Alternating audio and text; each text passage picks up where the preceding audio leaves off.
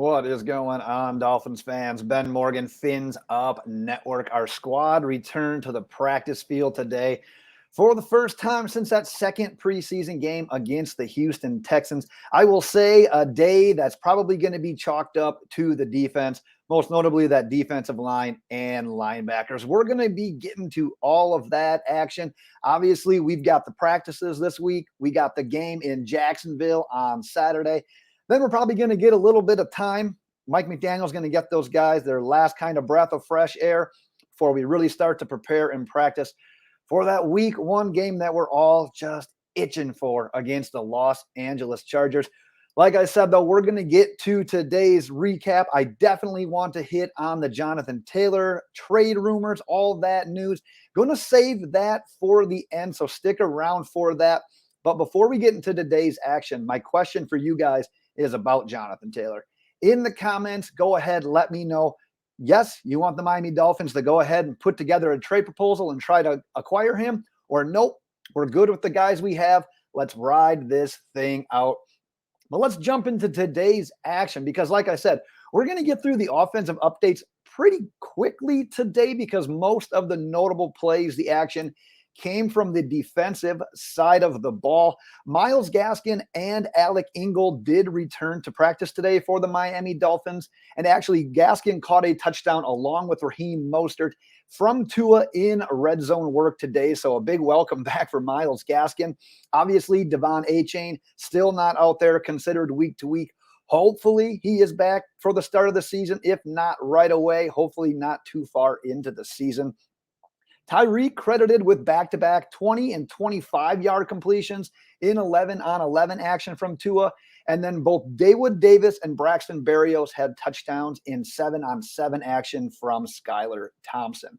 At the tight end position, no practice today for Eric Seubert. Nothing new or unexpected there. He's actually expected to be out at least 2 weeks. But being activated from the PUP list today was Tanner Connor. So we got a new element added to that equation, which we're going to get here into a second, because John Embry, the team's tight end coach, said that as of right now, Durham Smythe is the only current tight end that's on this roster that's guaranteed a roster spot. And I was going through the roster a couple of days ago, just trying to kind of get to a point where I'm going to do a final 53-man kind of prediction video as we get a little closer to the season.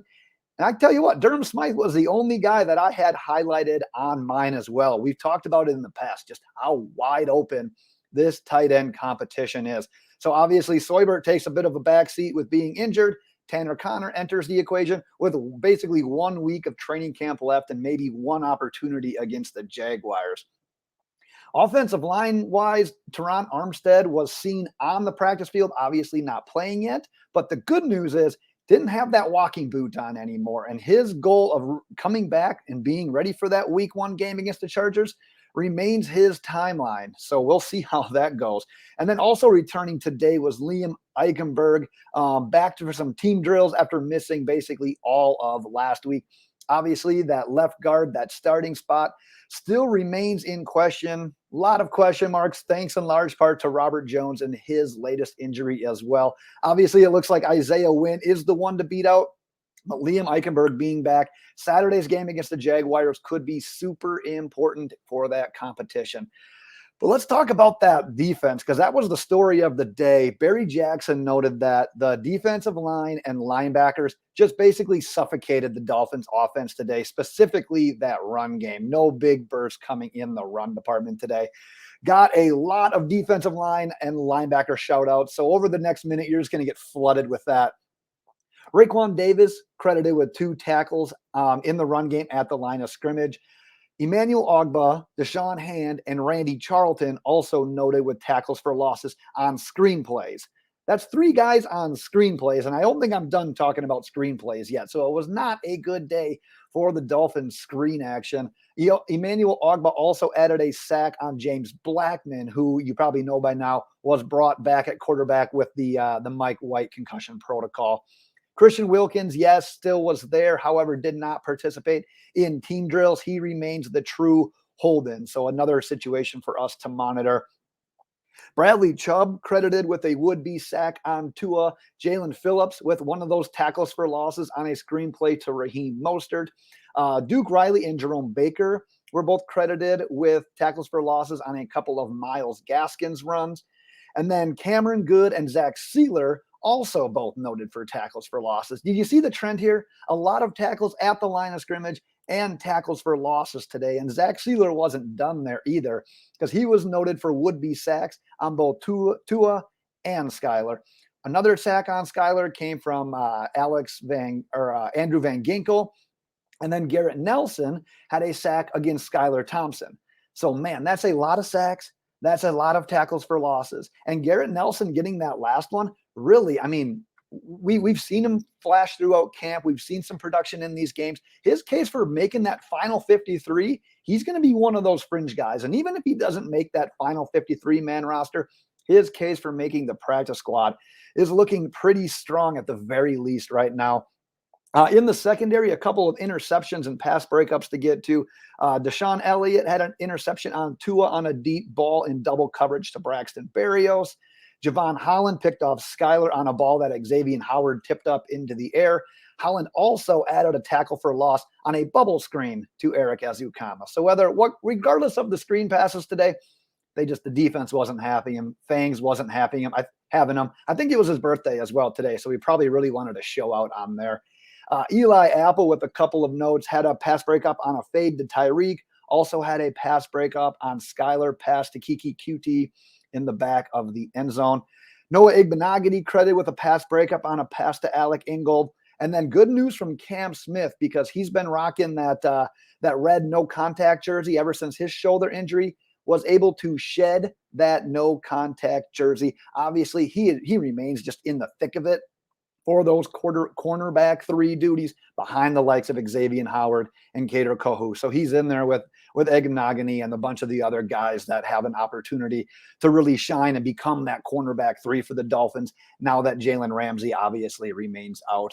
Keon Crossan back at practice for the first time since day of 1 of camp, so good to have him back. However, no team drills for Crossan today. And then Brandon Jones was dressed, but no team drills for him either. And then the last thing we get to before we talk about Jonathan Taylor, because I know a lot of people love the Jason Sanders and what's his latest. Connecting on field goals today from 30, 35, 38, 48, 52, and 54. So a nice day there for Jason Sanders. But let's jump into Jonathan Taylor. I probably buried the lead a little bit since I didn't do a video yesterday. But yeah, I can confirm as long as 100 of other people did on YouTube, Twitter, what have you, there's mutual interest. Obviously, there's interest on Jonathan Taylor's side to become and join the Miami Dolphins. There's interest on the Dolphins side as well. I'm not breaking any news there. If you saw the betting odds, if Jonathan Taylor were to get traded, Miami Dolphins is the top of those betting odds right now. But the funny thing regarding this entire situation is that 2 preseason games, and yeah, they're preseason games, so take them with a grain of salt. Our running backs have kind of showed out. We've kind of shown that, you know what, we're fine. Whether it's been Mostert, Gaskin, Ahmed, Achane, basically everyone besides Jeff Wilson, because Jeff Wilson has been held out. They've had their moments and they've looked good. And we've actually, in the first half of those games, when more of our starting offensive line has been out there, they have looked good. But the other side of that coin is we really haven't shied away from pursuing these running backs. Even when Dalvin Cook was still a member of the Vikings, right when free agency was starting, there were still trade rumors. There were still offers being out there for Dalvin Cook. Once Dalvin Cook got released, there were contract offers to Dalvin. And obviously we didn't get to the price point that Dalvin wanted, and that's ultimately why he went to the Jets. But you can't rule anything out right now with the Dolphins and their running backs, despite the success we've had. Because if you look at Jonathan Taylor, I don't want to say it's a complete different situation than Dalvin Cook, but there's a lot of different variables. And number one of being age. What was Dalvin Cook, 27, 28 years old? You're looking at a 24-year-old running back in the prime of his career right now. He's already established himself as one of the best running backs in the NFL. Now, don't just look at the stats from last year on that either, because 1, he was injured. 2, the Colts were a little bit of a mess. But if you go back over his time in the NFL and during his time at Wisconsin in college, The dude's out there. He's got the speed. He's a perfect fit in this zone blocking scheme system that Mike McDaniel wants to run. But the thing is, if you trade for him, if you end up paying the money in the contract, because no trade for Jonathan Taylor is likely to come without a contract extension. So you're going to not only give up resources, but you're also going to invest coin into this guy. But what you're also going to do is you're going to sacrifice down the road at likely another position, another key player at that position. Because, yeah, we can make money work here and there, and we can afford Jonathan Taylor. But in order to afford a guy like that, when you've already got the Tyreek Hills, the Jalen Ramseys, those guys on the book, hopefully a guy like Christian Wilkins on the books, look who's coming up for contracts. It's Tua, it's Jaelan Phillips, it's Jalen Waddle, it's Jevon Holland. There's a lot of mouths to feed, and there's a lot of wallets to fill. That's probably the better analogy in that one. So if you pay for Jonathan Taylor, you might have to make a sacrifice down the line as well. And the last nugget I'll leave you with is that I was told that as of now, any potential trade offer from the Dolphins, like I said, as of now, any potential trade offer from the Dolphins to the Colts is not expected to include a first-round draft pick. They're looking at a combination of other picks and or players. So as of right now, no, the Dolphins will not consider throwing in a first-round draft pick into that equation. But that is what I have got for today, Dolphins fans. Like I said, a lot of news and nuggets on the defensive side of the ball, and then I wanted to provide you with the latest I had on Jonathan Taylor. But let's hear from you, your thoughts on the Taylor situation. I want to hear where you land on that one. Drop those in the comments. Let's carry on the conversation there. But until next time, Dolphins fans, fins up.